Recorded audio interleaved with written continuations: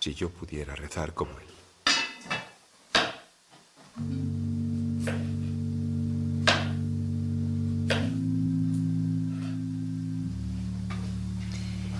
Me gustaría que me miraras con ese mismo fervor de vez en cuando. Pero tú no eres Jesús, mi ángel. Martín Lutero se aproxima al fin de su vida. Este doctor en teología, monje que colgó los hábitos para convertirse en pastor, puso fin con su pluma a 7 siglos de unidad cristiana.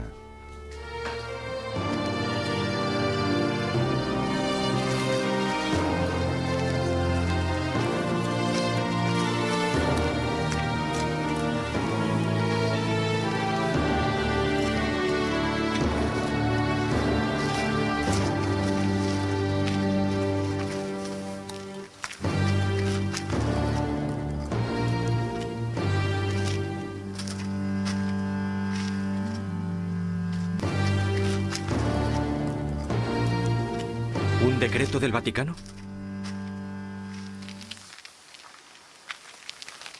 Solo me interesa el Papa. Un monje. Su pluma es más eficaz, maestro.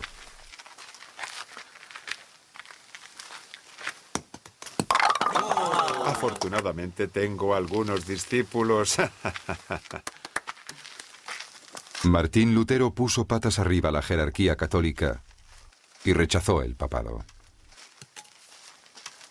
Abrió el camino a la fundación de iglesias protestantes que protestaban contra Roma, independientes de Roma.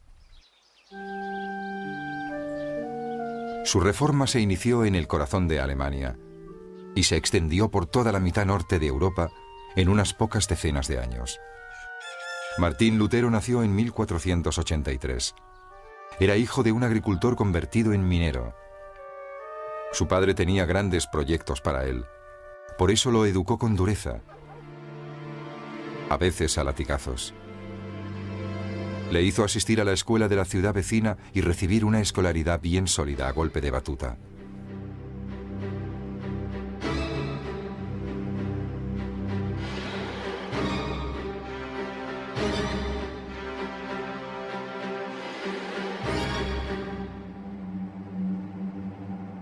¿Cómo un nativo de este rincón de Alemania pudo cambiar la cara del mundo?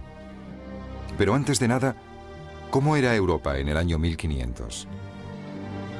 Europa estaba dominada por la España de Carlos V, quien poseía ya el reino de Nápoles y quien heredó los Países Bajos, Flandes, Borgoña, el Franco Condado y Austria, encajonando así la Francia de Francisco I. Este conjunto español tan dispar engloba el bloque romano-germánico, un conglomerado de 350 principados. Carlos V es elegido emperador en lugar de Francisco I, su rival. Además, los conquistadores españoles le aportan el nuevo continente americano que Cristóbal Colón acababa de descubrir. Así pues, a inicios del siglo XVI, España es una potencia política importante, pero no desempeña el papel de fuerza motriz que la nueva fortuna, llegada de América, le hubiera permitido desarrollar. España se queda al margen del gran fenómeno de la época, el Renacimiento. El Renacimiento tiene lugar en Italia. La ciudad de Florencia es la primera ciudad que se distanció de la Edad Media, que se liberó de la influencia de la religión. Los florentinos querían ser laicos. El individuo estaba en el centro de toda preocupación. El individuo y su derecho a la libertad de pensamiento. El individuo y su derecho a disfrutar de la vida terrenal.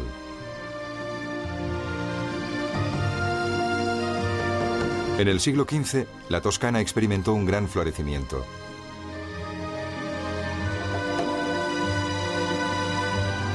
El despertar de un hombre nuevo,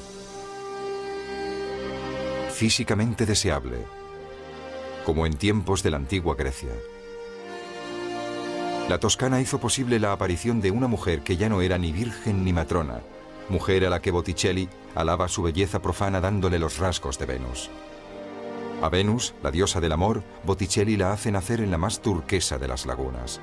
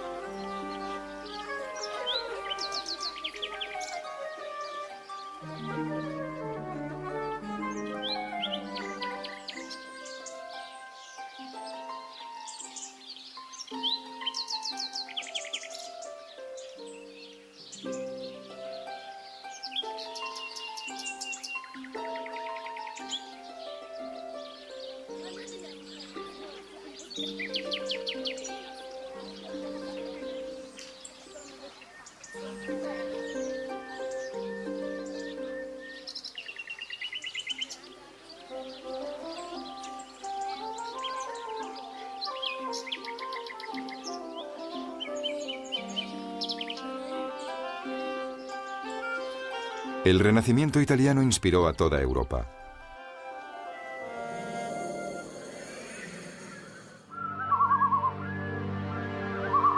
Pero los artistas del norte expresaban el tormento más que la serenidad de los maestros florentinos.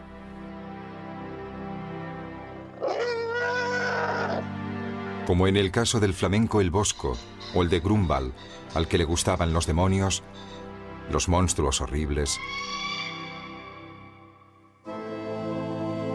las vírgenes retorcidas por el dolor,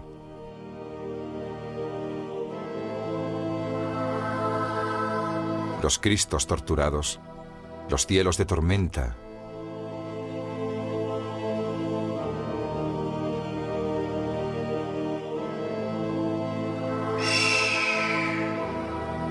los paisajes glaucos, tan en las antípodas de los de la armoniosa y luminosa Toscana. Cranach, pintor, vecino y amigo de Lutero, si bien conquistado por el espíritu italiano, no se resistía siempre a esa atracción de los alemanes por las fuerzas de la oscuridad.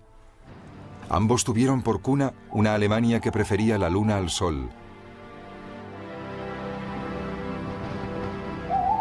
que prefería el hálito húmedo del bosque a la dulce brisa del mar.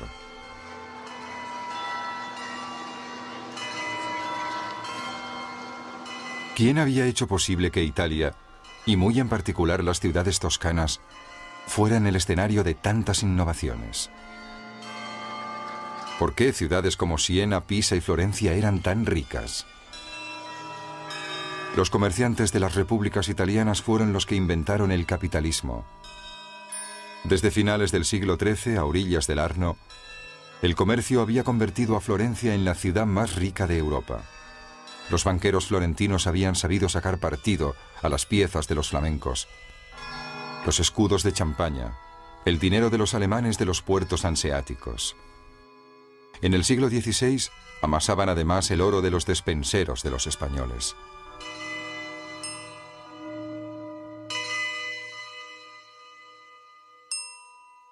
¿De dónde venía este espíritu de iniciativa?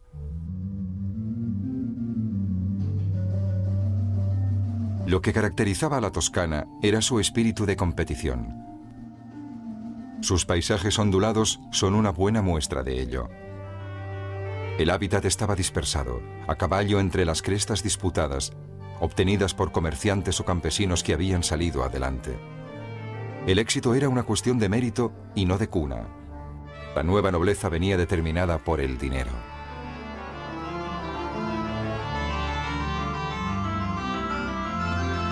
En las ciudades y villas, los barrios se organizaban alrededor de la casa del rico, y éste elevaba su torre para sobrepasar la del vecino.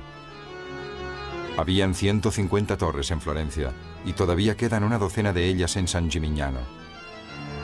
En la Toscana, los nuevos ricos declaraban su éxito a través de los signos externos de riqueza: torres soberbias, palacios imponentes, un tren de vida fastuoso y obras de arte. El arte y los hombres cultos es lo que daba legitimidad. Así pues, en Florencia, Milán y Venecia, las grandes familias mantenían a artesanos y artistas para que pudieran intentar todo, crear todo, inventar todo.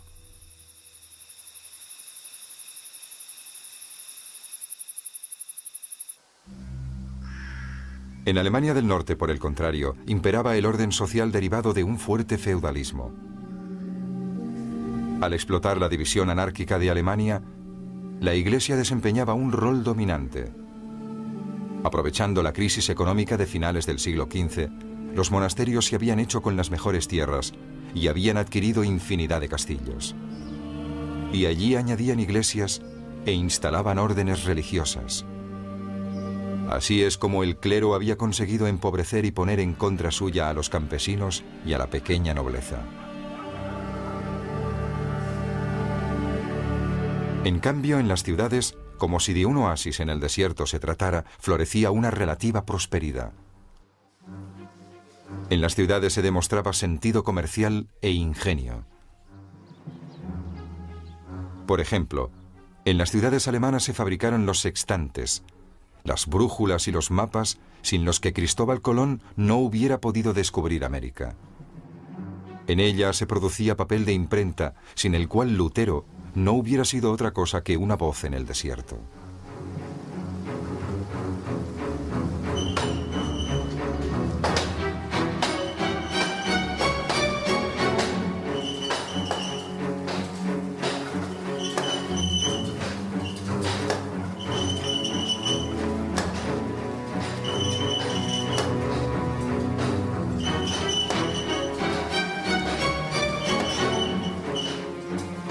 Apareció una nueva clase compuesta por artesanos, comerciantes y banqueros, algunos de los cuales venían a ser lo mismo que los banqueros florentinos.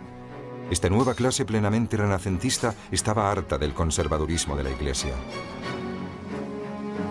Ese mismo deseo de emancipación lo compartía también la pequeña nobleza y los soberanos de los pequeños principados. Gracias a tal panorama de aspiraciones de libertad, fue posible que un simple monje encarnara los deseos secretos de todo un pueblo.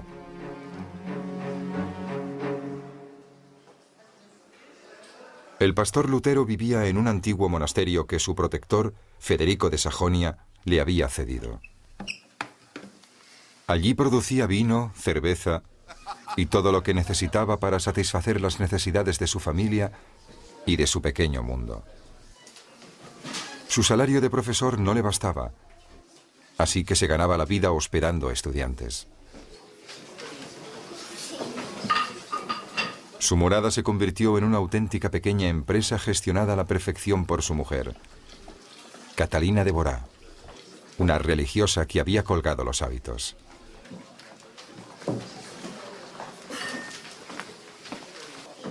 Su vaso de vino.